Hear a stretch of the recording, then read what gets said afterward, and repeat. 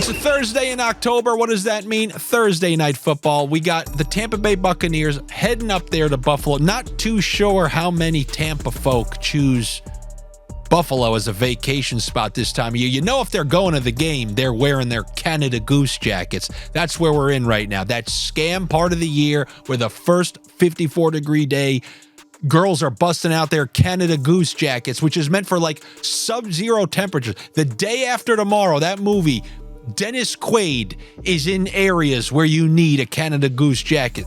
But no, corner of New York City, you're going to see it. It's a 58-degree day, Canada Goose jacket. And if you don't know what it is, look it up. I'm not going to explain it because people came here for some Thursday night football sniffs.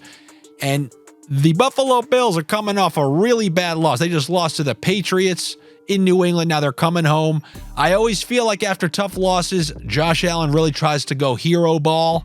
And the first bet that I'm going to give, probably not my favorite bet, but the first bet I'm going to give, you can call this an instinct, maybe a sniff, over on Josh Allen rushing yards. I always feel like he tries to go above and beyond to make sure they secure a win. I mean, they can't be losing this game. They'll be at 500.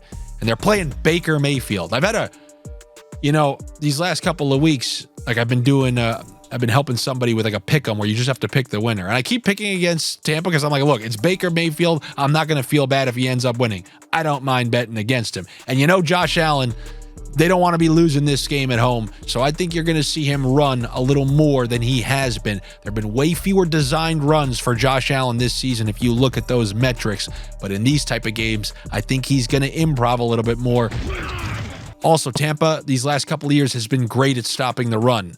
I'm looking for Allen to chuck it in this game. He struggled in his last home primetime game against the Giants, but after back-to-back kind of subpar performances, I would imagine the stage is set for him to have a decent one. The first person I'm looking at is Kincaid, the first-year tight end. He came back from injury this last game, and Dawson Knox getting injured. He's going to see ample opportunity. I hope this isn't like the chalky bet that everyone's taking. I know a ton of people I saw are taking him for like first touchdown, but I just think the over, like nobody looking at the receiving yards, I'm going to take the over on his receiving yards. He looked great. He's more athletic than Dawson Knox, and his average depth of target is not great.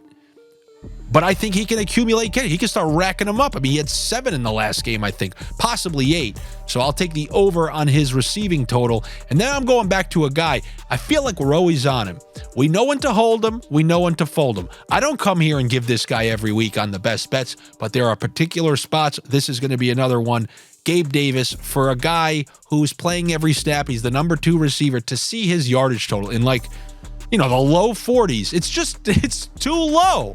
He runs deep routes a lot.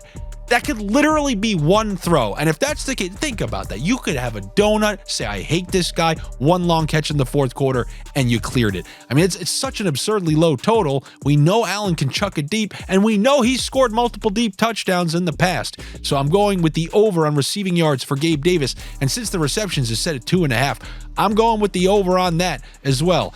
And if I'm going over on Gabe Davis, it's a travesty if I don't go with the alt. So we can do some crazy same game parlays where we can go over 75 plus for Gabe Davis, over 50 plus for Dawson Kincaid. Then how about we throw in over 3.5 catches for Rachaad White? He had a great game receiving in the last one. All last season, he showed he's a capable receiver. The only thing you could really be worried about is Keyshawn Vaughn coming in, stealing. I think Chase Edmonds actually might be active for this game. And while he's not efficient as a runner in between the tackles, he's pretty good catching the ball. And I imagine with the Bills pass rush coming at Baker Mayfield, he'll have to dump it off a couple of times. And Baker Mayfield doesn't mind that. Couple design screens. I'm going to go, it's plus money, over 3.5 catches. You put those bets together, you're looking at a massive plus money bet. We'll throw that one in there, but I like all those bets individually. Over on Gabe Davis, over on Kincaid, over on Rachaad White. You put all those together, you're looking at a massive stacked same game parlay, one that will really make a Buccaneer pirate grumble. I mean, that's a pretty good assortment of bets. I like that over on Kincaid, the over on Gabe Davis, the over on Josh Allen rushing, and then those over on Rachaad White receptions. I'm not a big truster of Baker Mayfield. They've lost a couple in a row. The last time we saw them in primetime, they got absolutely smoked against the Eagles. Not saying that's necessarily going to happen here because, I mean, the Bills just struggled with the Giants and Patriots. Say that out loud. So anything's really on the table. But as far as those props go, those are the bets that I have for you here on this Thursday Night Football. Good luck to you. Better luck to me. Make sure you subscribe here to the Odd Shopper channel. Come check out my other stuff, my NHL videos. I got Francis and Friends on Friday. Whole bunch of fun here on the Odd Shopper channel. I also have a great promotion that I almost forgot about. I told you that same game parlay. You see this ticket?